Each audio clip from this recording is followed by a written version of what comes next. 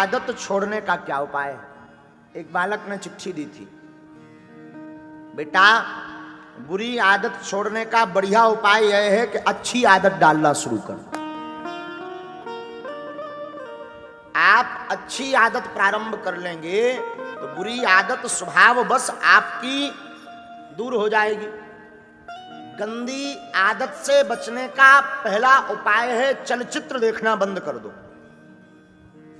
पहला उपाय, प्रत्येक युवा जितने बैठे हैं वो कान खोलकर सुन लें।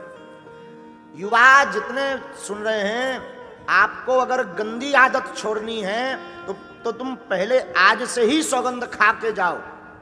चलचित्र, गंदे चित्र, गंदे वीडियो देखना बंद कर दो। आप चलचित्र देखना बंद कर देंगे, आपकी गंदी आदतें धीरे धीरे कम हो जाएंगी। और गंदी आदतों को छोड़ने का बढ़िया सटीक उपाय अगर कुछ है तो वो है कि आप अच्छी आदतें डालना प्रारंभ कर लीजिए। इस बालक ने तीसरा बड़ा प्यारा प्रश्न किया, कथा सुनने से फायदा क्या है? लो अब इन भाई साहब को क्या बता दें? प्यारे बेटा घाटा बताओ, घाटा क्या है? आप कहोगे कि ये उत्तर विचित्र है। कथा सुनने का पहला फायदा तो यह है कि सबसे पहले तो हम मानव बनते हैं कथा सुनकर। दूसरा फायदा समय का सदुपयोग करते हैं। काम तो जिंदगी भर रहना है, 3 घंटे बैठ करके राम चर्चा करते हैं तो मन, बुद्धि और चित्त ये हमारे पवित्र होते हैं। चौथा फायदा,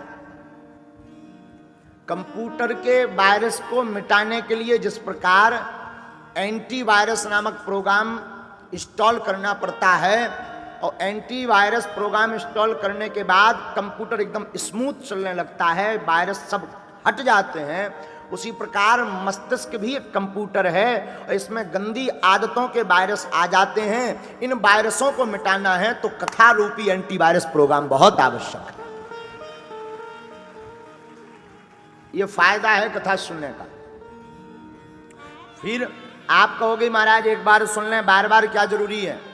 देखो बस साहब, कंप्यूटर में अगर एक बार आप एंटीवायरस प्रोग्राम इंस्टॉल कर लो और सब वायरसों को खत्म कर दो तो 2-4 दिन बाद फिर नए आ जाते हैं।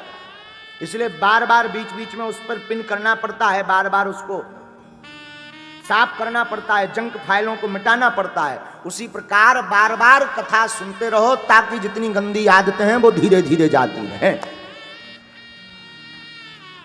इसलिए कथा जरूरी है। बोलो सीताराम, जोर से बोलो और जोर से बोलो। आपने एक प्रश्न और किया, आध्यात्मिक होना क्या जरूरी है? जी, आध्यात्मिक होना बहुत जरूरी है, बहुत जरूरी।